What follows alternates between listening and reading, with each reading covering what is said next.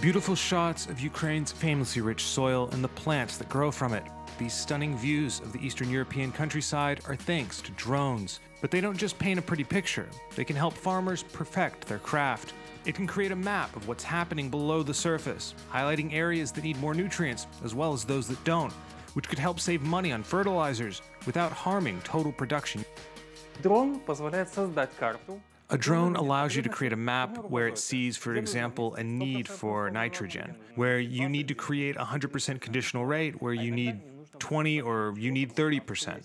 And sometimes you don't need to add anything at all because everything is already there. 1,500 acres in 100 minutes. From takeoff to landing, it can do everything on its own.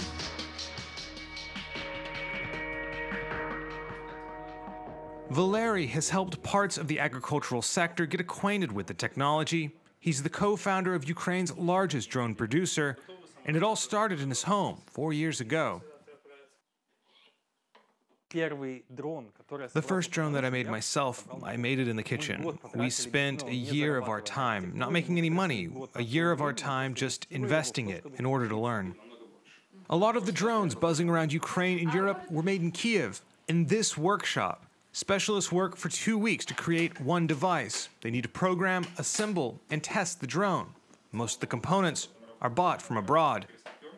There's a factory in China that works with us to make certain things. For example, the body of this plane is made of styrofoam. It's a cast styrofoam.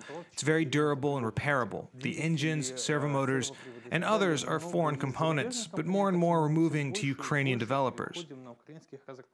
Valery says the only thing that separates Ukrainian drones from their world-famous analogs is the price. On average, they're 10 times cheaper. And some components are made using a 3D printer. It's the construction details. For example, the mounting for the sensor, strengthening the case, a landing pad for the controller, wiring the boards, and the base for the wiring is done by us. Drone technology is used to survey more than 3 million hectares of Ukrainian fields. That's more than 10% of the country's land. And it's not just being mastered in Ukraine. Valery's company has a branch in Latvia. Its job, export the technology to 15 European countries. The mining industry in particular has been very active in surveying and topography. About 200 mining companies in Latvia and the surrounding countries are working with our Latvian company. They buy technologies or services to regularly scan and create 3D object models.